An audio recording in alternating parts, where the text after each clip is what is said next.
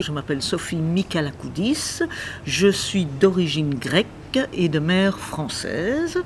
Donc mon père grec, d'origine grecque, était musicien de rebetiko, bouzouki.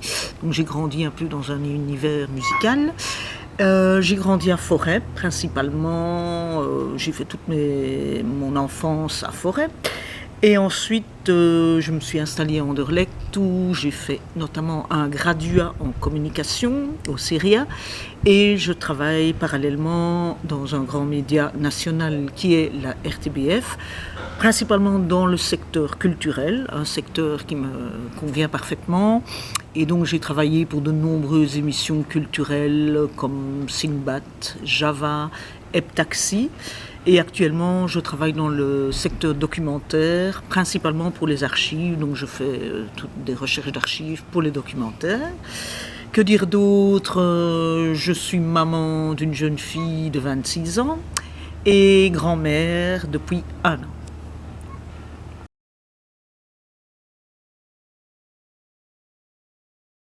Étant donné que j'ai grandi dans un milieu quand même musical de par mon père, qui pratiquait donc le bouzouki, mais une musique bien spécifique qui est le rebetiko. Rebetiko qui est une musique de revendication, un peu comme le blues, le fado, qui dénonce des injustices, donc avec un contenu social quand même assez important. Donc j'ai un peu grandi dans cet univers-là avec mon père, que j'accompagnais d'ailleurs, je chantais avec lui, donc voilà, c'était déjà dans mon ADN, on va dire.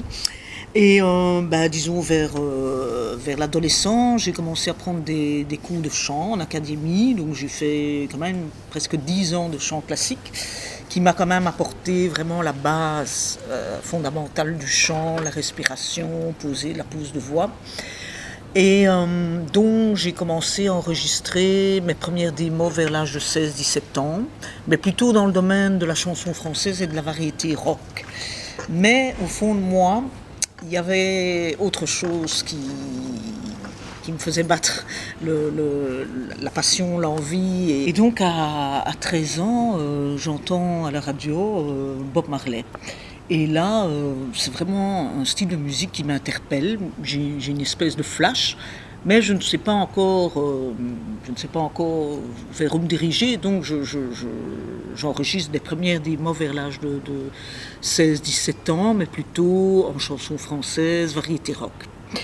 Et vers l'âge j'enregistre 3,45 tours à cette période-là, donc à partir de 18 ans jusqu'à 21 ans, j'enregistre 3,45 tours en variété rock. Mais j'assiste à un concert à la Forêt nationale de Black Uhuru, le groupe mythique Black Uhuru de reggae. Et là, c'est le flash. J'ai vraiment un flash, spécialement sur l'interprétation vocale du chanteur charismatique Michael Rose. Et à ce moment-là, voilà, c'est le flash et je me dis c'est une révélation et je veux vraiment me diriger vers ce type de musique, le reggae, qui a curieusement une connotation avec le rebetiko que mon père jouait. Pourquoi? Parce qu'il y a le même contenu social, de revendication, de rébellion, une musique révolutionnaire, toutes les deux. Et donc là, je sens que c'est ce qui me fait battre, c'est ce qui m'inspire, je sens que c'est ça, ma voix. Mais évidemment, faire du reggae à Bruxelles, c'est pas évident, parce que bon, il y a pas beaucoup de musiciens qui pratiquent ce style musical. Et c'est donc à Verviers que je vais rencontrer mon premier groupe.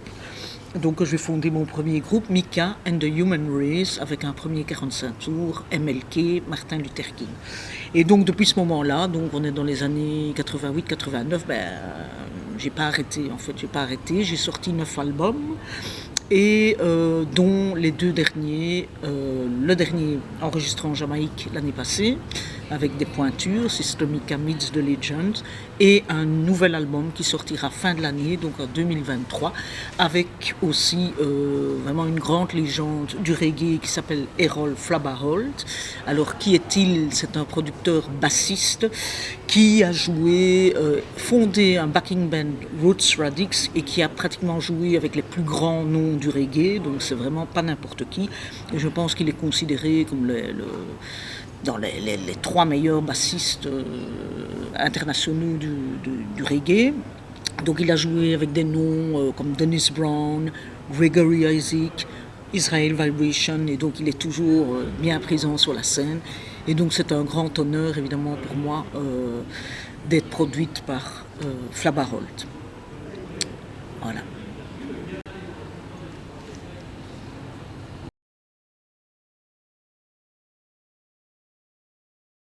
Je vais d'abord faire un petit historique de l'histoire du reggae, donc l'évolution du reggae. On part du mento, du ska, du rocksteady, du reggae, du dub, de la dancehall, jusqu'à aujourd'hui en fait, donc une petite rétrospective. Et on va démarrer avec un morceau que tout le monde connaît, The River of Babylon, et expliquer l'origine de ce titre, qu'est-ce qui se cache derrière ce titre international. Et ensuite, on va prendre un de mes morceaux, une composition originale, qu'on va apprendre tous ensemble, peut-être avec des vocalises, etc. Et peut-être accompagné de l'un ou l'autre musicien. Voilà, welcome.